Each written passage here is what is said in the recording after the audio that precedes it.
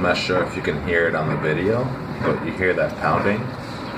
It's been going on since 8 in the morning, every day for the last month.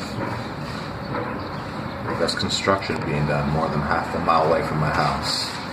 I'm not sure if you can see it, but that tiny, behind that little building, which seems so tiny, I'll zoom in, is this tower that is essentially stomping the ground because they're building on a riverfront, which is unstable ground.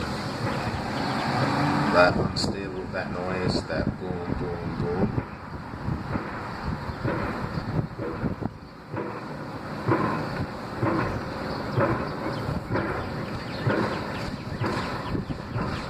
That noise can be heard inside.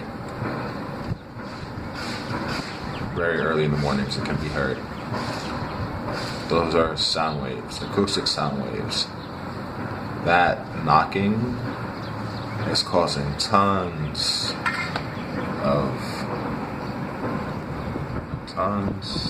potholes and sinkholes to open up all around the area. I mean, the streets weren't that good to begin with, but a lot of sinkholes and potholes opening up, and the city is not doing anything about them.